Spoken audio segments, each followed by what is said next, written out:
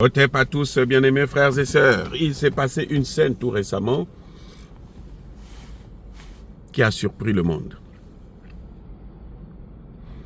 Depuis un certain temps, les Occidentaux sont en train de critiquer la Russie, disent que la Russie ne peut pas frapper Kiev, la capitale, parce que Kiev est surprotégée avec les missiles patriotes, les missiles de, je ne sais pas, Tchad, je ne sais pas s'ils ont déjà donné ça aussi là-bas, et que, bon, je ne sais pas s'ils ont aussi un dôme de fer là-bas.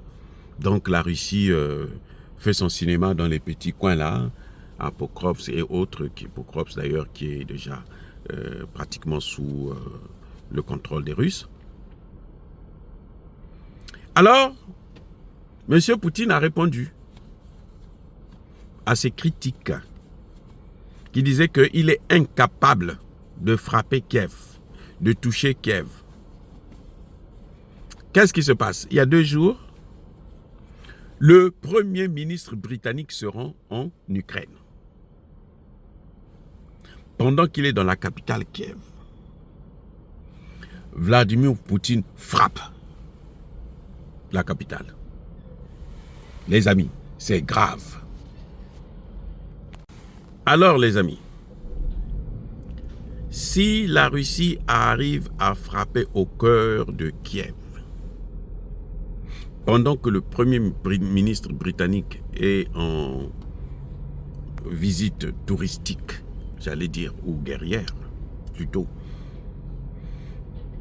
en Ukraine, ça veut dire quoi? Ça veut dire que, 1, la Russie est capable d'atteindre Kiev, elle peut même raser Kiev. 2, ça veut dire que la Russie n'a pas peur de la Grande-Bretagne. 3, ça veut dire que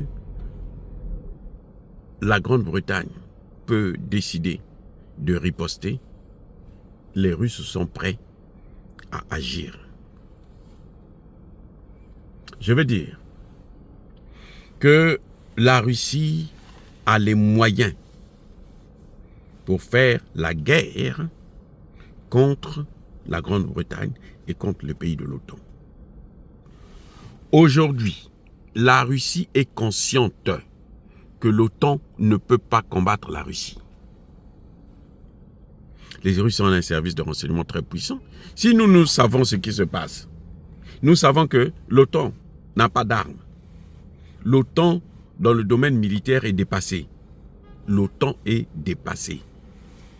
La force de l'OTAN, c'est la force américaine. Et la force américaine repose sur quoi? Elle repose sur les porte-avions. Ces porte-avions-là sont endommagés, là, détruits par les outils. Les outils-là sont capables de faire couler les avions, les porte-avions américains. Donc, vous croyez que cette Amérique-là peut faire la guerre?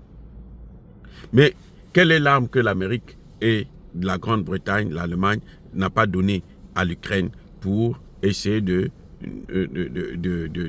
gêner, d'empêcher Poutine de gagner cette guerre? C'est quelle arme? Il y a tout, ils ont tout donné. Il n'y a plus rien qui est caché là.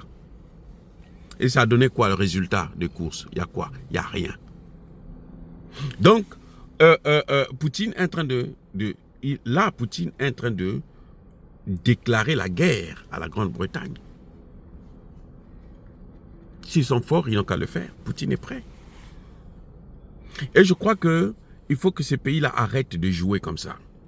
Parce que le monde n'a plus besoin de ça. Et nous, Africains, là, nous n'allons plus aller aider les Européens là, face à Poutine.